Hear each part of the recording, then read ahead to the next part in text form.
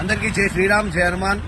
చాలా మంది చాలా మాటకు కిడ్నీ సమస్యల గురించి ఫోన్ చేశారు. ఇంతకుముందు కూడా కిడ్నీ సమస్యలకు గురించి ఫోన్ చేశారు. కిడ్నీలో రాళ్ళు ఇరుక్కపోయి ఆపరేషన్ చేస్తే చాలా ప్రమాదం స్వామి, అప్పుడు మేము ఏం చేయాలో మాకు అర్థమవుతలేదు, మూలికుంటే చెప్పని చాలా మంది ఫోన్ చేశారు.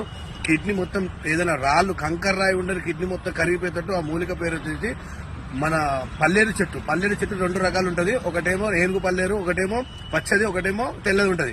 ఈ 3 పల్లేరు చెట్లు వర్షాకాలంలో ఎక్కడైనా దొరుకుతుంది. మీకు కరెక్ట్ గుర్తు పెట్టుకొని తీసుకోండి. ఆ చెట్టు మీకు చూపిస్తారండి. జై శ్రీరామ్. ఇగో ఇది పల్లేరు చెట్టు. ఇగో ఇది పల్లేరు చెట్టు. మనకి ఇద్దరు ఎండిపోయినాయి అనుకో, అందరు గుచ్చుకుంటాయి, మన కాళ్ళకు గుచ్చుకుంటాయి, పంట పొలాలలో గుచ్చుకుంటాయి. ఇది పల్లేరు చెట్టు. ఈ పల్లేరు చెట్టు మీరు ఏం చేస్తారంటే వేర్లతో సహా తీసుకోవాలి. ఇట్లా ఈ పల్లేరు చెట్టుని వేర్లతో సహా తీసుకొని ఈ వేర్లు మంచిగా నీటికి గడి మట్టి వేతట్టు కడిగి నీటికి గడిగిన తర్వాత బాగా కషాయం బాగా నీళ్ళలో బాగా మరగాలి. 1 లీటర్ నీళ్ళు 1/2 లీటర్ నీళ్ళు అయ్యేదాకా ఉంచి